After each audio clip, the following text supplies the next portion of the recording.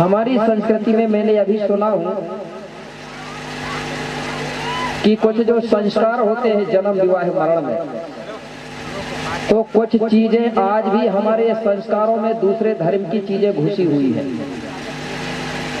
क्योंकि मैंने सुना हूं आज भी आपके घर किसी को दफनाया जाता है तो उत्तर को सिर कर दिया जा रहा है। करते सर ये उत्तर को सिर करके दफनाना गोंडी संस्कृति नहीं है, ये हिंदू संस्कृति है। आपको बता रहा हूँ, जो पहले गलती हो गई हो तो कोई बात नहीं, उसको ठीक।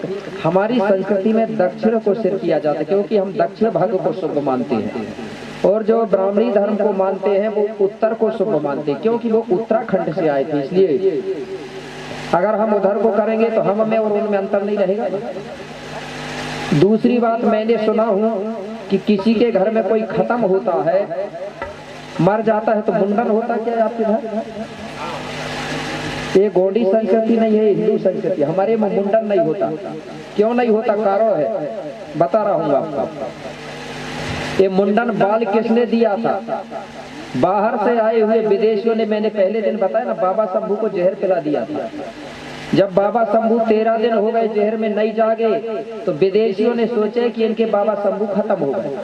इस खुशी में उन लोगों ने बढ़िया भजिया पूरी अच्छी अच्छी चीज बना के 13 दिन में खा गए, और उसी दिन उन्होंने कहा कि बाबा शंभू ने हमारा कुछ नहीं कर पाया। अब बाबा शंभू हमारा क्या बिगाड़ सकता है? अपने बाल काट के दे दिए और कहे कि हमसे बाल ले लिया।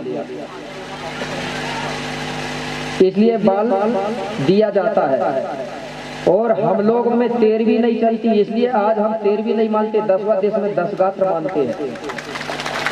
अगर 13वीं मानोगे, बाल काटोगे तो ये उनका धर्म और हमारे में कोई अंतर नहीं रहेगा। मुंडन नहीं। मुंडन कब होता है बता रहा हूं। हम प्रकृति को मानते हैं, विज्ञान को। हमारा बच्चा का जब जन्म होता है तो हर बच्चे का 3 साल के बाद में पूरे बाल बना दिया जाता है, वहां होता है मुंडन। होता है आपके कुछ बेगा लोग उसको झालर के रूप में प्रयोग करने लगे। 3 साल के पहले नहीं करना चाहिए मुंडन। क्यों नहीं करना चाहिए? देखो, विज्ञान को मानते हैं। हमारा जो बच्चा का जो यहाँ का जो हिलता है ना, उसको क्या बोलते हैं? यहाँ लूज होता है ना, कमजोर होता है, तारा बोलते हैं, तारो या तारा, ये कमजोर होता है।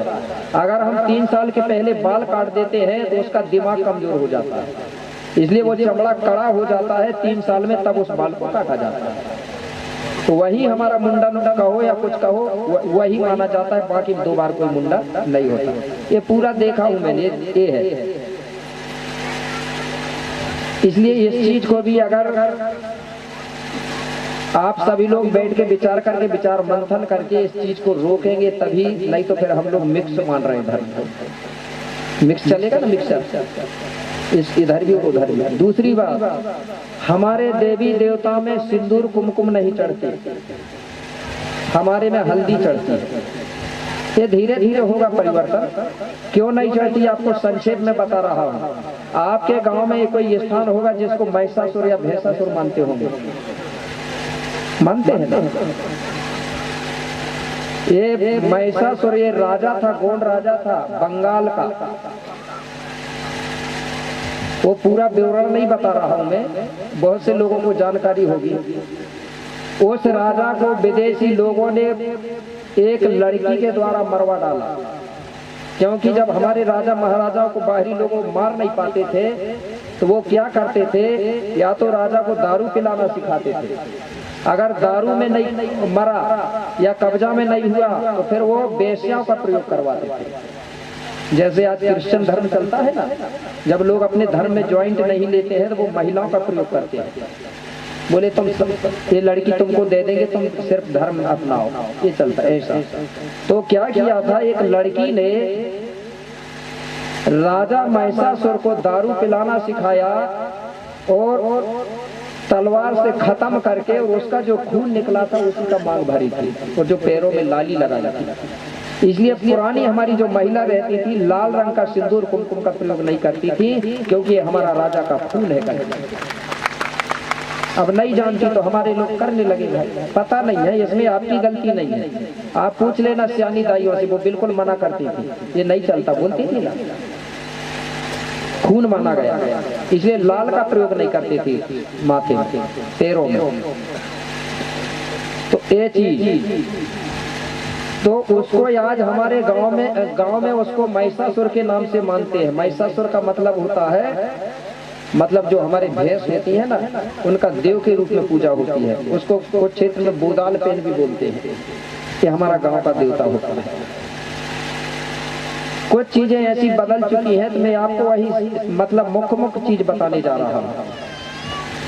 और जब तक हम पढ़ेंगे नहीं, तब तक विवेक नहीं करेंगे, तर्क नहीं करेंगे, तब तक हम लोग अंधविश्वास से हट नहीं सकते। देखो, पढ़े लिखे आदमी में और बिना पढ़े में बहुत अंतर होता है। इसलिए मैंने बोला था ना, डॉक्टर भीमराव अम्बेडकर जी ने कहा था कि शिक्षा वो संस्कृति का दूध है, नहीं, शिक्षा वो शेर का दूध है, जो पिएगा वो दहाड़ेगा शेर जैसा। दहाड़ेगा क्योंकि शेर का बच्चा शेर का ही बच्चा निकलेगा ना।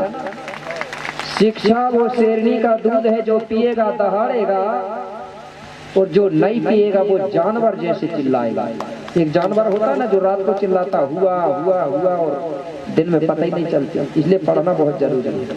तो मैं आपको सत्य और असत्य, तर्क और विवेक की एक अलग से एक कहानी सुना रहा हूँ, जिससे आपको सत्यता के बारे में जानकारी हो जाए, आपका दिमाग तर्क विवेक करने की क्षमता आ जाए आपके दिमाग में। इसलिए बता रहा हूँ। एक परिवार था,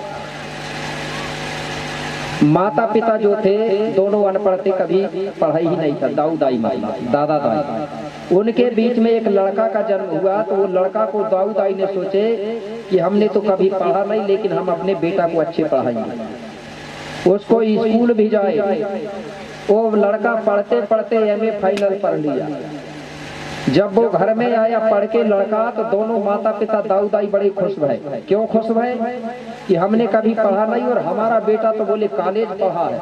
बड़े प्रसन्न भये। एक दिन दाई कहने लगी दादा से, बोले अपना लड़का पढ़ा लिखा है, बोले जब भी विवाह करोगे तो बोले बहू भी पढ़ी लिखी लाना, कम से कम कॉलेज वाली जरूर होना चाहिए बोले। और सबका विचार बन रहा है कि लड़का पढ़ जाए तो भाई बहू भी पढ़ी।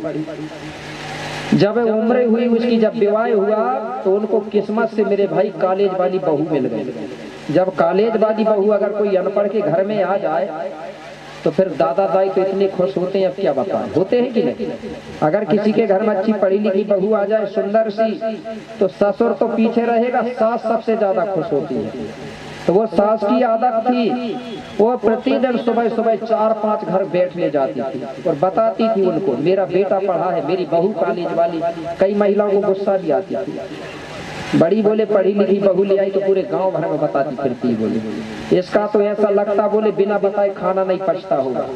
ऐसा कर कई लोग जलते थे। धीरे धीरे समय बीतते गया। अब दादा दाई सियाने हो चुके थे, उम्र हो चुकी थी। एक दिन अचानक जो दादा था, जो बहू का ससुर था, वो खत्म हो गया। जब खत्म हो गया तो जो सास है वो कहने लगी बहू से, बोले बहू रानी, बोले एक काम करते हैं, मैं भागवत सुनने जाती थी, बोले गुरुजी बता रहे थे कि हमारे पुरखा पूर्वज जब खत्म होते हैं तो उनको जलाना चाहिए करके बोले। और बहू पढ़ी लिखी थी, वो ऐसे ही मंच जाती थी कोई अपने में सुनने, तो वो क्या कह रही है बहू कहने लगी नहीं, बोले सासू माँ हम गोंडी धर्म को मानने वाले हैं। गोंडी धर्म में हमारे भूमिका गुरु लोग बता रहे थे कि गोंडी धर्म में जलाना नहीं चाहिए। और सास कह रही जलाना चाहिए, क्योंकि उनने दूसरे प्रवचन सुनी थी। और बहू पढ़ी लिखी हो गई तो वो पुणे में सुनने जाती थी आज के समय में। अब दोनों में खींचातानी चलने लगा। सास कह रही कि वो जलाना है, बहू कह रही है दफनाना है। अब दोनों बात में झगड़ने लगे। सास का दिमाग खराब हो गया। वो सास कहने लगी है बहू रानी, बोले सुन, बोले एक घर में बोले तेरा चलेगा कि मेरा चलेगा। अब किसकी चलेगी बताइए आप? घर में बहू की चलती है कि सास की चलती है? सास की चलेगी ना, चाहे वो अनपढ़ है भाई, लेकिन चलेगी सास की। तो बहू रानी मजबूरन कहने लगी ठीक है सासू माँ, तुम जैसे करोगी वैसे ही करूंगी। और आज भी ऐसा ही होता है। अब मेरे भाई वो सास ने क्या करवाई, लकड़ी कंडा इकट्ठा करवा के और वो दादा को जलवा दिया। जलाने के बाद उसकी राख, उसकी हड्डी को पानी में बहवा दिया और लड़का से बोली बेटा एक काम कर, गुरुजी के पास जा। बोले उससे बोले पूजा की सामग्री लिखवा के लिया। बोले और कब पूजा करना है? बोले 13 दिन में। बोले अब लड़का गया बेचारा गुरुजी के पास, उसने सामान लिखा, समय दिन बना दिया। अब धीरे धीरे समय जब आया तो गुरुजी भी आए एक दिन उनके घर। जब गुरुजी आए तो पूजा करने लगे, पूजा पाठ किए और पूजा पाठ के माध्यम से प्रवचन जैसे कुछ बात रखने लगे। अब गुरुजी जब प्रवचन कर रहे थे तो उन्होंने देखा कि एक नया बढ़िया कंबल रखा था बाजू में घर में। अब गुरुजी ने सोचे कि यार नया कंबल है, अच्छा है, गुरुजी को कंबल पसंद आ गया। अब डायरेक्ट मांग तो सकता नहीं, तो वो क्या बोल रहा है प्रवचन में? बोले जो जजमान ब्राह्मण देवता को कंबल दान देता है तो उनके पुरखाओं को बैकुंठ में कंबल ओढ़ने को मिलता है। ठीक है ना? सुने कि नहीं आप? दाई ने सोची कि मेरा जो दादा है, मतलब उसका जो डुकरा है, पति है, वो खत्म हो गया, वो बैकुंठ में ठंड में इसको ठंड ना लगे उसको। वो नया कंबल रखा था उसको उठा के लाई और गुरुजी को दे दिया। बोले गुरुजी ये कंबल तुमको दान में दे रही हूँ, क्योंकि यहाँ दादा बढ़िया सोता था, गर्म कपड़े ओढ़ के कहीं उधर ठंड में ना ठुट रहे। गुरुजी ने सोचा कि है यहाँ अच्छा बनेगा जुगाड़। अब धीरे धीरे इधर उधर बताते बताते गुरुजी फिर बोले जो जजमान बोले ब्राह्मण देवता को गौदान करता है, बोले तो जब बोले वो उनके जो पुरखा पूर्वज बोले बेतरड़ी नदी पार होते हैं तो वो गाय पूंछ पकड़ के बोले नदी पार कराती है और अंत समय में वही गाय बैकुंठ में उनको दूध देती है, तो उनको दूध खाने को मिलता है। किसको? जो दान में गाय देता है उनके पुरखाओं को। अब दाई ने सोची कि यहाँ घर में दादा बोले अच्छा दूध दही घी खाता था, उधर घी दूध के लिए तड़पे ना। एक बढ़िया गाय मोटी ताजी थी, वही गाय बोली गुरुजी ये गाय तुमको दान में दे रही हूँ। गाय मिल गई दान। अब गुरुजी ने बढ़िया पूजा पाठ किया और चले गए। कुछ दिन बीत गए, गाय नहीं ले गए। एक दिन दाई को ख्याल आया, अरे बेटा बोले ये गाय तो मैंने बोले गुरुजी को दान में दे दी हूँ, बोले ये गाय को ले जाओ, बोले उनके घर छोड़ के आ जाओ। उसने गाय को छोड़ा रस्सी से और लाठी उठाया और गाय को पहुंचा दिया गुरुजी के घर। कुछ दिनों में वो गाय ने बच्चा दी और गाय दूध देने लगी। अब गुरुजी बढ़िया वो गाय को चराता था, दूध निकालता था और रोज दूध ही खाता था परिवार के साथ। अब इधर बहू का दिमाग खराब होता था क्योंकि वो पढ़ी लिखी थी। उसने सोची कि ये मेरी सास अनपढ़ है, इसको सुधारना है। अब कैसे सुधारूंगी? दिमाग से सुधारना पड़ेगा, लड़ाई तो कर नहीं सकती। एक दिन सुबह सुबह का समय था और सास के पास पहुंची बहुरानी और हाथ जोड़ के बोली सासू माँ। बोले हाँ बेटा बहुरानी क्या? बोले ना आज मेरे स्वप्न में ससुर जी आए थे, नहीं आए लेकिन बता दिया। बोले क्या बोल रहे थे? ससुर जी बोल रहे थे बोले तुमने जो गाय दान में दिए है बोले वो गाय दूध कम दे रही है। अरे बोले उधर बैकुंठ में दूध कम दे रही? बोले हाँ। बोले ससुर जी बोल रहे थे। बोले क्यों दे रही है कम? कह रहे थे बोले बैकुंठ में जमीन नहीं है, चारा घास नहीं होता, इसलिए गाय भूखों में कम दूध दे रही है। बैकुंठ में जमीन नहीं है, चारा घास नहीं होता, इसलिए दूध कम दे रही है। तो क्या करें? बोले कछु नहीं। बोले कह रहे थे बोले 4-5 एकड़ दान में जमीन और दे देते तो चारा घास होता तो गाय अच्छी दूध देती। ठीक है तो बोले बेटा इधर आ। बोले जा, बोले गुरुजी को बुला के ला। बोले लड़का उठा, गुरुजी को बुला के लिया। गुरुजी बोले हाँ अम्मा जी क्या है? कुछ नहीं। बोले गुरुजी बैकुंठ में जमीन नहीं है, बोले वहाँ जो गाय है बोले उसको चरने को घास नहीं मिल रहा है, तो मैंने सोची कि 2-4 एकड़ जमीन दे दूं दान में, तो उसमें घास होगा तो गाय चरेगी खाएगी तो दूध अच्छी देगी। तो बोले ठीक है।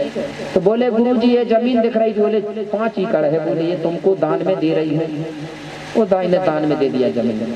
अब वो जमीन में चारा घास बढ़िया होता था, गुरुजी बढ़िया वहाँ गाय को लाता था, गाय बढ़िया चराता था, गाय चरती थी बढ़िया, और पहले दूध कम देती थी, अब दोगुना दूध देने लगी। अब गुरुजी परिवार सहित बढ़िया दूध खा रहा है, घी खा रहा है, चिकने हो रहे हैं। 2-4 दिन के बाद में बहुरानी ने सोची कि अब क्या करूं। एक दिन फिर पहुंची सुबह सुबह सास से और हाथ जोड़ के बोली, सासू माँ। बोले हाँ बेटा बहुरानी। बोले ससुर जी आज फिर आए थे स्वप्न में। अरे बोले बेटा बहुरानी तुम्हारे स्वप्न में क्यों आते? बोले कभी मेरे में भी तो आते। बोले पता नहीं। बोले अच्छा। बोले क्या बोल रहे थे? बोले ससुर जी कह रहे थे तुमने जो गाय दी है, बोले वो गाय बहुत दूध दे रही है। बोले रोज मैं दूध और घी खा रहा हूँ। बोले बैकुंठ में। बोले लेकिन बोले अकेलो मन नहीं लग रहा है, सब कुछ बढ़िया लेकिन अकेलो हूँ। बोले तो अच्छा नहीं लग रहा। तो बोले क्या कह रहे थे? वो कह रहे थे बोले बेटा बहुरानी तुम तुम्हारी सास को और भेजा दो। अब सास कहने लगी कैसे कैसे जाऊंगी? बोले ठीक है ना, अब बहू पढ़ी लिखी थी। बोले सासू माँ कैसे कैसे जाओगी? बोले जैसे जमीन गई है, जैसे गाय गई है, वैसे ही तुम भी चली जाओ। बोले अब सास कहने लगी जमीन गई है तो गुरुजी के घर, गाय गई है तो गुरुजी के घर, और मैं भी जाऊंगी तो गुरुजी के घर। कहाँ बेकुल स्वर्ग रखा? धंधा बना है मेरे भाई। इसलिए मैंने कहा था ना, धर्म नहीं धंधा है, और भारत का हर पढ़ा लिखा इंसान अंधा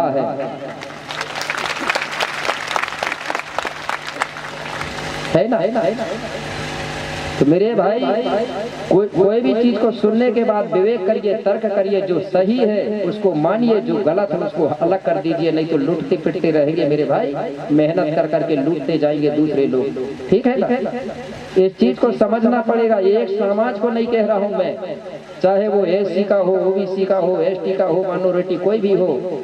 सबसे पहले जानिए, जो सही है उसको मानिए, नहीं तो लुटते पिटते रहोगे। एक से काबा बाबा आते रहेंगे और उनको हम स्वर्ग नरक के चक्कर में दे दे के परेशान होते रहेंगे।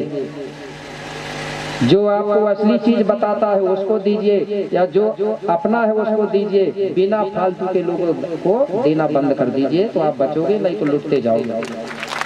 इसलिए मैंने कहा ना, दाना दान के हम भय दे देकर दूसरों को दान, और कमा कमा के हम मरे और उनको बन गए काम।